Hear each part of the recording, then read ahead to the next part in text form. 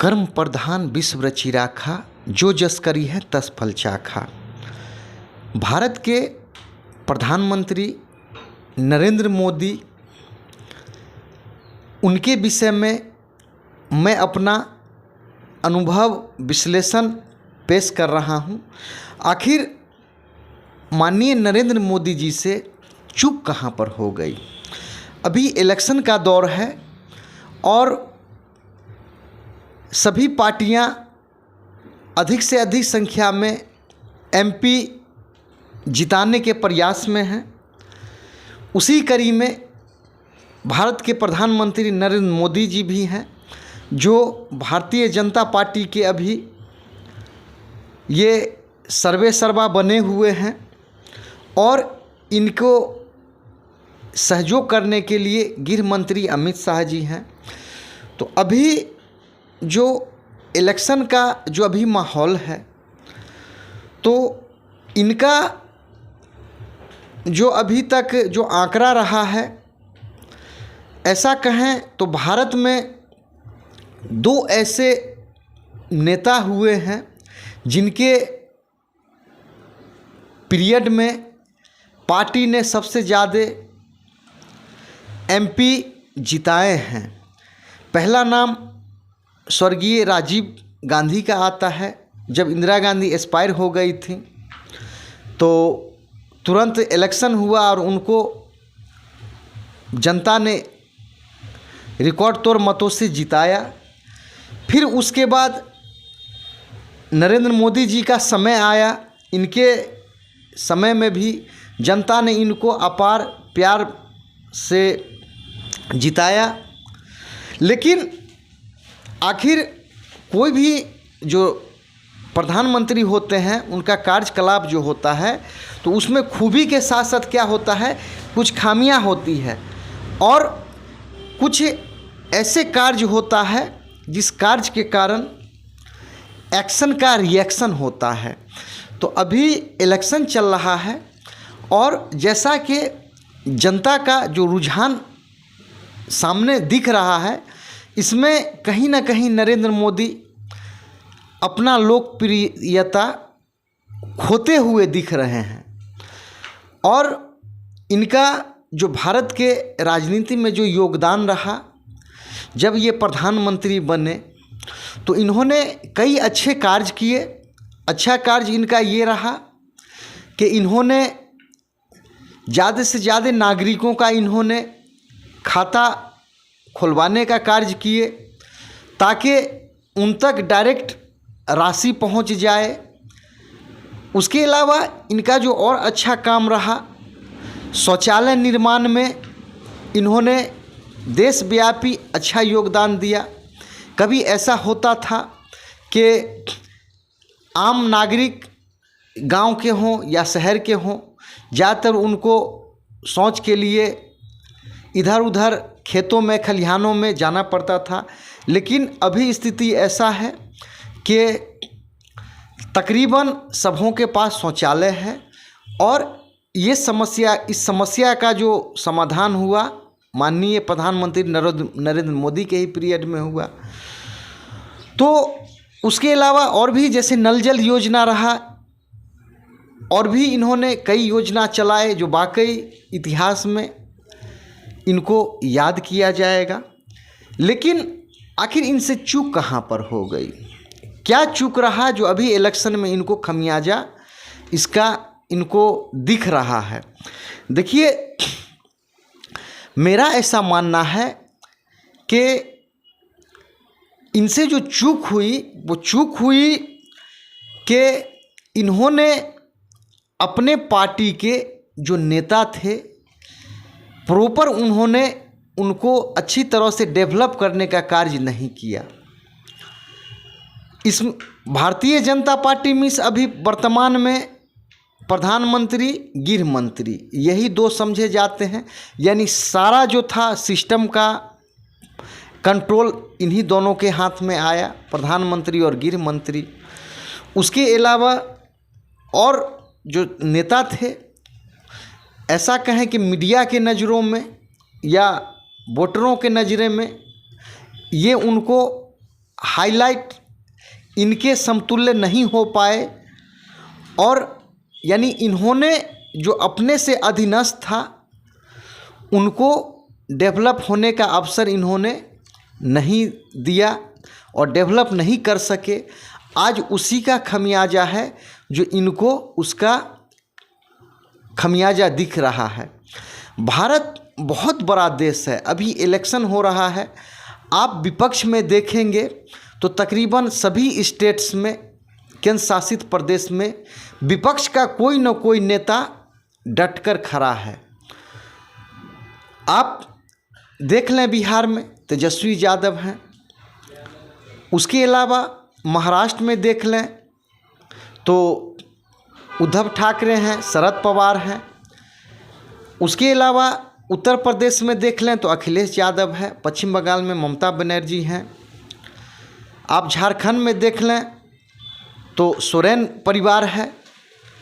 और इसी तरह आप अगर भारत के सभी स्टेट्स का मुआयना करेंगे तो विपक्ष में नेता हैं और जो डेवलप हुए हैं, और ख़ास करके कांग्रेस पार्टी के जो नेता हैं राहुल गांधी, उन्होंने सम्मान देकर सबों को एक सूत्र में बांधा है। आज ऐसा है कि राहुल गांधी का साथ देने के लिए उनकी बहन भी आज देख सकते हैं, खड़गे साहब को उन्होंने डेवलप किया है। इस प्रकार से कन्हैया कुमार डेवलप हुए हैं, इमरान प्रतापगढ़ी डेवलप हुए हैं। यानी राहुल गांधी के अंदर बहुत से ऐसे नेता हैं, योगेंद्र प्रसाद हैं, जो डेवलप हुए हैं। तो ऐसा कहें अगर नरेंद्र मोदी और विपक्ष में अगर तुलना किया जाए तो विपक्ष ने नेताओं को डेवलप किया है। इसके बनिस्बत मोदी सरकार या इनकी पार्टियां जो हैं सो विपक्ष के बनिस्बत नेताओं को डेवलप करने का कार्य नहीं कर सके हैं, और इसका खमियाजा क्या है जो उनको भुगतना पड़ रहा है। आज ऐसा है कि भारत के सभी स्टेट्स में विपक्ष किसी न किसी रूप में पिलर की तरह खड़ा है, और नरेंद्र मोदी जी, भारत बहुत बड़ा देश है, क्या है कितने जगह ये मीटिंग करेंगे, कर नहीं पा रहे हैं। और क्या है कि विपक्ष परिणाम जो हो कम से कम इनको टक्कर देने की स्थिति में है। तो ये हो गया कि इन्होंने अपने से अधीनस्थ को जो जितना डेवलप करना चाहिए था उन्होंने डेवलप नहीं किया। दूसरा है जो माननीय जो प्रधानमंत्री है, उनके 10 साल के पीरियड में जो कमी रहा, उन्होंने अपने दोस्तों से पंगा ले लिया। उन्होंने अपने दोस्तों के साथ पंगा लिया। जब अटल बिहारी वाजपेयी थे उस समय अलायंस में बहुत से सहयोगी थे, लेकिन इनके पीरियड में क्या हुआ कि इन्होंने दुश्मन तो बनाए ही, दोस्त को भी इन्होंने दुश्मन बना दिया। एक एग्जाम्पल ले सकते हैं उद्धव ठाकरे, महाराष्ट्र। ऐसा है, महाराष्ट्र की जो राजनीति है, महाराष्ट्र की राजनीति में गुजराती बनाम मराठी का आज से नहीं मुद्दा, समझिए तो दशकों से चलता है। महाराष्ट्र के जो भी नागरिक हैं उनको ऐसा लगता है कि गुजरात के निवासी उनके स्टेट्स में आकर यानी उनका हक अधिकार का वो हनन करते हैं।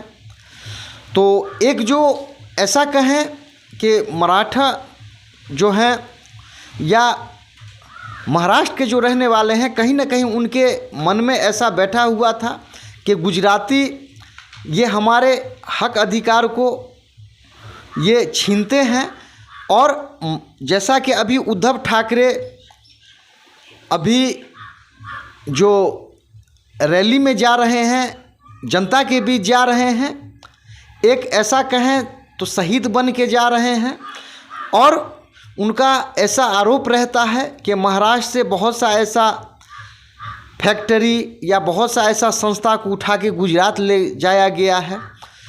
तो उद्धव ठाकरे से दुश्मनी मैं समझता हूँ कि मोदी जी ने उद्धव ठाकरे को ऐसा कहें कि राजनीतिक रूप से उनके हैसियत को ख़त्म करना चाहे, लेकिन क्या हो गया कि अब ये इनको उल्टा पड़ने जा रहा है। अब उद्धव ठाकरे बाउंस बैक करने जा रहे हैं और इतिहास गवाह है कि कोई भी राजा अगर डैमेज हुआ है तो अपनों के कारण डैमेज हुआ है, दोस्तों के कारण डैमेज हुआ है। और मैं समझता हूँ कि नरेंद्र मोदी उसी समझिए तो अपने दोस्तों से पंगा लेकर इन्होंने अच्छा नहीं किया। बिहार में भी नीतीश कुमार कभी ये अटल बिहारी वाजपेयी के बहुत नज़दीकी हुआ करते थे, लेकिन क्या है कि इनको अब भारतीय जनता पार्टी के नेताओं पर विश्वास नहीं रहा और इसी का परिणाम है कि नीतीश कुमार कभी इधर कभी उधर होते रहते हैं। उसके अलावा ऐसा कहें कि नरेंद्र मोदी साहब के पीरियड में कुछ ऐसे नए सोच का उदय हुआ, जैसे बिहार में प्रशांत किशोर साहब का उदय हुआ। प्रशांत किशोर साहब अभी भी जनता के बीच में हैं और उन्होंने ऐसा कहें कि उन्होंने बोल्डली इस बात को दर्शाया कि बिहार से 39 सांसद भारतीय जनता पार्टी के झोली में है। आखिर वो बिहार के लिए क्या किए? बिहार के ऐसे सांसद हैं कि पार्लियामेंट में बिहार के हक अधिकार के लिए शायद ही वो कभी बोलते हुए दिखाई दिए। तो एक नई सोच का उदय हुआ। ऐसा कहा जाता है कि 12 सालों पर एक नए, समझिए तो एक ज़माना बदलता है और एक नया सोच आया। और भी बहुत से ऐसे नेता उभरे, जैसे कन्हैया कुमार उभरे, अभी क्या है बिहार में तेजस्वी यादव उभरे। तो नए सोच का उदय हुआ।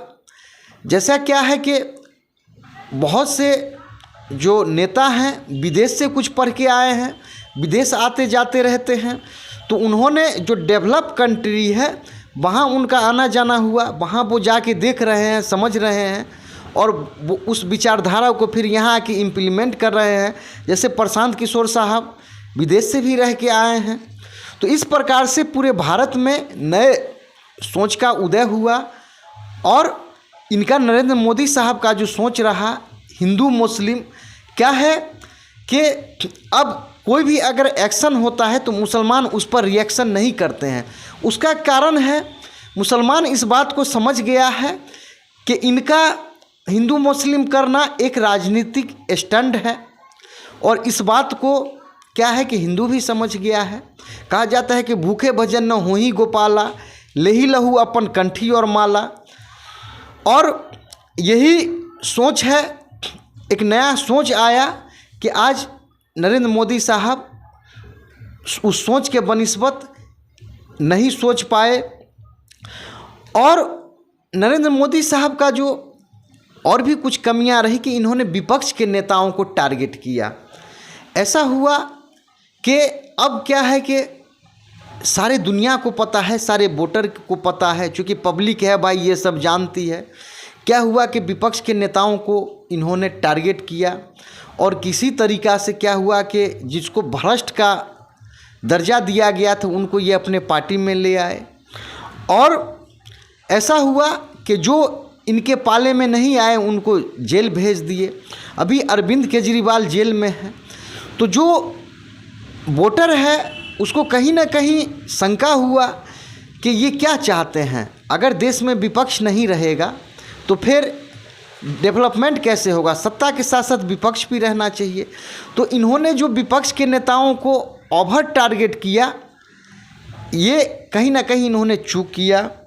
उसके अलावा अभी सुप्रीम कोर्ट के निर्देशानुसार इलेक्टोरल बॉन्ड का भी मामला आया, जिसमें जो चंदा लिया गया तो उस चंदा का ऐसा रहा कि एक तरह से ऐसा उसको फिरौती, विपक्ष ने कहा कि एक प्रकार का एक्सटॉर्शन था, ये फिरौती था। तो जनता को इस बात का पता चल गया कि ये ऊपर वाले कुछ भी हैं, बोलते कुछ हैं, करते कुछ हैं। उसके अलावा जो नरेंद्र मोदी गवर्नमेंट ने जो फौजी से संबंधित जो इन्होंने निर्णय लिया, ये इन पर उल्टा पड़ गया। मैं आपको बताता हूँ कि बिहार में जो संपन्न वर्ग हैं उनके घर से फौज में जाया करते हैं और अग्निवीर योजना आया। कहीं ना कहीं उनको निराश कर दिया। जब मैं ट्रेन में जाता हूँ, बस में जाता हूँ, तो कभी जो संपन्न वर्ग के थे ट्रेन में, बस में चीख चीख कर मोदी जी का, सरकार का गुणगान कर रहे थे, आज वो निराश हो गए। ऐसा हुआ कि जब अग्निवीर योजना लॉन्च हुआ तो आगजनी का भी घटना हुआ, ट्रेन को आग लगा दिया गया।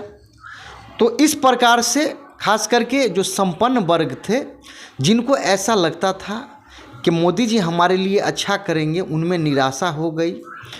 और अभी ऐसा है कि संपन्न वर्ग कहीं भी चौक चौराहे पर प्रचार प्रसार करते हुए नहीं दिख रहे हैं।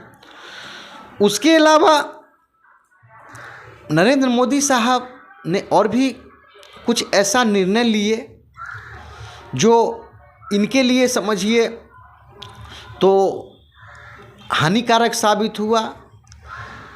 इन्होंने शुरू में क्या हुआ, 2000 का नोट चलाए, अभी क्या है 2000 का नोट बंद हो गया। और तो और कोरोना पीरियड में जो देश का स्थिति हुआ, ऐसा था कि वोटर जो भी है, नागरिक जो भी थे, उनको भाग भरोसे जीना पड़ा। और क्या है कि इन्होंने नई सोच, जैसे होता है, भारत के और भी शेड्यूल कास्ट थे, जब इन्होंने शेड्यूल कास्ट ने जब पार्टी को, जब मोदी के नाम पर वोट किया था, तो उनको ऐसा लगा था कि ये हमारे आरक्षण को बरकरार रखते हुए हमारे लिए अलग से गुणात्मक शिक्षा में सुधार करेंगे। जैसा कि उनको ऐसा लगता था कि हमारे लिए पढ़ने का नया यूनिवर्सिटी निर्माण करेंगे, नए रिसर्च का पैमाना जो है उसको डेवलप करेंगे। इसमें क्या हुआ कि सरकार कहीं ना कहीं चूक गई। उसके अलावा जो वर्कर हैं, मैं एग्जाम्पल बताता हूँ, जैसे आंगनबाड़ी सेविका सहायिका है, उनके लिए नियमावली 2020 बनाया गया, जिसमें ऐसा है प्रावधान कि आंगनबाड़ी को प्री प्राइमरी स्कूल का दर्जा दिया जाएगा। नियम तो बन गया, लागू नहीं कराया जा सका। अभी जस्ट उसके विपरीत कांग्रेस पार्टी, कम से कम राहुल गांधी सभाओं में ये कह रहे हैं कि मैं महिलाओं को 1 लाख रुपया साल में दूंगा, और आंगनबाड़ी आशा जो भी वर्कर है उसका जो भी मानदेय सैलरी है उसको मैं दुगना कर दूंगा। चूँकि 10 सालों में आंगनबाड़ी जो भी वर्कर थे ICDS के, उनको मोदी जी से निराशा के सिवा कुछ भी हाथ नहीं लगा। शिक्षा नीति बनाया गया 2020।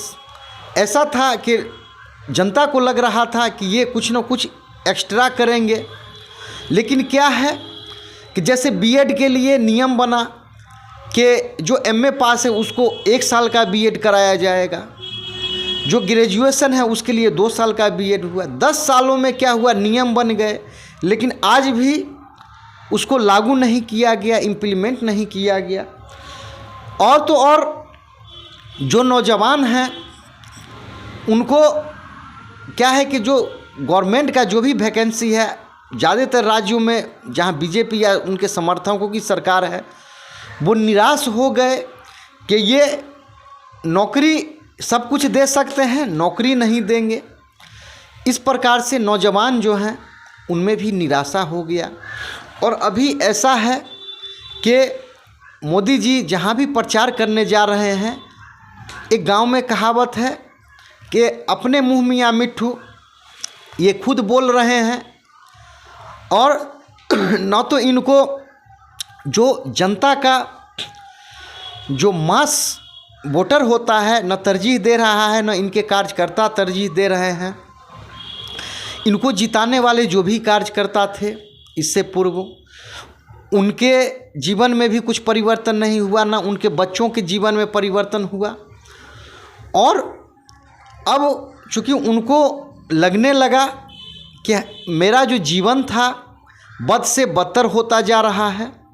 ये बात ज़रूर है कि राशन का लाभ सबों को जो इसके हकदार हैं मिल रहा है, लेकिन महंगाई के कारण वो सरकार से सख्त नाराज़ हैं।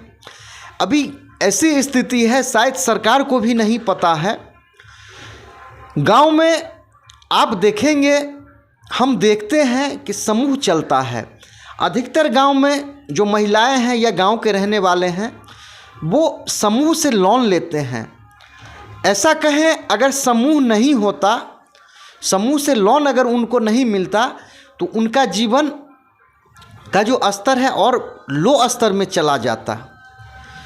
तो सरकार उनके लोन के लिए मुकम्मल व्यवस्था नहीं कर पाई, जो ज़रूरतमंद है उसको लोन मिले। और क्या था कि जैसे समूह बनाकर, गवर्नमेंट समूह बनाकर, जो नीडी पर्सन है जिसको लोन का ज़रूरी है, उनके जीवन स्तर को आगे बढ़ाने के लिए जो प्रयास करने चाहिए थे, प्रयास नहीं किए गए। तो इस प्रकार से प्रधानमंत्री महोदय, जो मोदी गवर्नमेंट है, ये गुजरात से आते हैं, इनका कल्चर गुजराती है। गुजराती कल्चर में बिजनेस को प्राथमिकता दिया जाता है। उसके जस्ट विपरीत बिहार का एक अलग कल्चर है। बिहार, यूपी का एक अलग कल्चर है। हिंदी भाषी क्षेत्र में का जो कल्चर है, जो मुख्य उनका शौक़ होता है नौकरी करना। तो कहीं ना कहीं गवर्नमेंट से, मोदी गवर्नमेंट से क्या हुआ जी, इनको निराशा हाथ लगा। इनको ऐसा लगा कि ये नौकरी नहीं दे सकते हैं। इसके बनिस्बत राहुल गांधी कश्मीर से लेकर कन्याकुमारी, मणिपुर से लेकर मुंबई तक ये जनता की अदालत में गए, लोगों की समस्या को सुने, और आज भी वो जनता के बीच जा रहे हैं, उनकी समस्या को सुन रहे हैं। तो कहीं ना कहीं इस चुनाव में मोदी जी, जैसा कि जनता का जो, ऐसा कहें, जो लहर जनता के बीच में, जैसे पहले इनके प्रति जो दीवानगी थी, दीवानगी नहीं दिख रही है।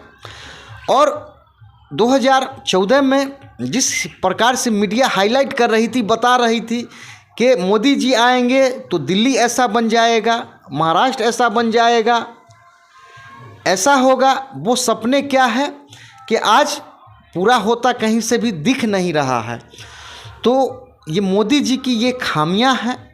कहीं ना कहीं जो आम जनता है, इनसे निराश हो चुका है। आप महंगाई देख लीजिए, महंगाई क्या है कि हर फील्ड में महंगाई आसमान छू रहा है। एक दिल्ली का मुख्यमंत्री अरविंद केजरीवाल पेंशन का व्यवस्था किया दिल्ली में, कम से कम 2500 रुपया, 2000 रुपया बुजुर्गों को पेंशन के रूप में दे रही है। जहाँ भी मोदी का गवर्नमेंट है या उनके समर्थक, जो भी उनके समर्थक हैं, आप बिहार का एग्जाम्पल ले लीजिए, अभी भी बुजुर्गों को 400 रुपया वृद्धा पेंशन के रूप में मिल रहा है, और केजरीवाल गवर्नमेंट वहाँ 2500 दे रही है। तो तुलना करें तो कितना गुना दिल्ली में ज़्यादा मिल रहा है। तो बुजुर्ग भी खासे नाराज़ हैं। उसके अलावा जो स्वास्थ्य के रूप में जो सुधार करना था, चूँकि इनका जो स्कीम इन्होंने जो चलाया स्वास्थ्य के विषय में, जो कार्ड इन्होंने उपलब्ध कराए, ऐसा हुआ कि लोगों का आरोप है कि उस कार्ड का सही से उपयोग नहीं हुआ। और इसके अलावा मोदी गवर्नमेंट का चूँकि क्या रहा, जो इन्होंने हिंदू मुस्लिम किया। साउथ इंडियन बहुत से ऐसे हैं जो जिनका आना जाना अक्सर विदेश में होता है, जिनका रोजगार विदेश से होता है। तो साउथ इंडियन जो हैं, वहाँ के नॉन मुस्लिम भी हैं, यानी जिसको हिंदू कह सकते हैं, क्रिश्चियन कह सकते हैं, उनको इस सरकार से ऐसा लगा कि ये सरकार क्रिश्चियन को और मुस्लिम को टारगेट कर रही है। मैं विदेश में रह रहा हूँ, अगर इस प्रकार से सरकार रहेगी तो मुझे भी विदेश में टारगेट किया जाएगा। तो कहीं ना कहीं जो जनता का जो रुझान था मोदी जी के प्रति, अभी उनको निराशा के अलावा कुछ नहीं दिख रहा है। और ये इलेक्शन हो रहा है। आज क्या है कि एक कहानी था कि कितनी ज़मीन, आज मोदी जी और उनके गृह मंत्री पूरे भारत का भ्रमण कर रहे हैं, बल्कि विपक्ष जो भी है, जहाँ भी है, मुस्तैदी के साथ खड़ा है। बंगाल में ममता बनर्जी है, झारखंड में शिबू सोरेन का पूरा परिवार है, बिहार में लालू यादव का परिवार है, उत्तर प्रदेश में मुलायम यादव, स्वर्गीय मुलायम यादव का पूरा परिवार है, जो कहीं ना कहीं इनको टक्कर दे रहा है। तो जो विपक्ष मोदी जी का अगर सबसे बड़ा हार अगर कहा जाए तो ये है कि इनके लिए ये जो विजन लेकर आए थे, खुला माहौल था इनके लिए, खुला मैदान था, लेकिन कहीं ना कहीं इन्होंने विपक्ष को टारगेट करके उसको मजबूत किया, और मजबूत करने का ही कार्य रहा जो ये आज कमज़ोर होते दिख रहे हैं। तो इस प्रकार से ऐसा कहें कि ये चुनाव नरेंद्र मोदी के लिए होना हो, उनके ये विदाई का समय है, और ये इस बार ऐसा चुनाव हो रहा है कि कहीं भी नहीं दिख रहा है कि चुनाव हो रहा है। तो मैं व्यूअर से ये कह रहा हूँ कि आप ही विश्लेषण करें कि मोदी जी का जिस प्रकार से निर्णय रहा, इन्होंने क्या हुआ कि अपने दोस्तों से पंगा लिया, और आज दोस्त इनके जो भी हैं इनके राजनीतिक दुश्मन बन गए हैं। और ऐसा है कि एक कहावत है कि राजा का अंत बहुत ख़राब होता है। चूँकि जिस हिसाब से ये गवर्नमेंट का खास करके स्टैंड रहा, इन्होंने विपक्ष को टारगेट किया, हो ना हो अगर विपक्ष सत्ता में आती है तो ये कहावत कहीं चरितार्थ न हो जाए कि राजा का अंत खराब होता है। तो यही विश्लेषण मोदी जी के बारे में मेरा है कि उन्होंने जो कमियां की अपने दोस्तों से पंगा लेकर, उन्होंने ऐसे ऐसे वादे किए, सपने किए, जो जनता तक सपना पूरा नहीं हुआ, और जनता को आज लग रहा है कि कहीं ना कहीं उनका जीवन का जो स्तर है वो पहले से जितना सुधार होना चाहिए नहीं हुआ। तो व्यूअर से ये कहना है कि आप क्या स्थिति है इस देश का चुनाव का, आप कुछ भी कमेंट करें।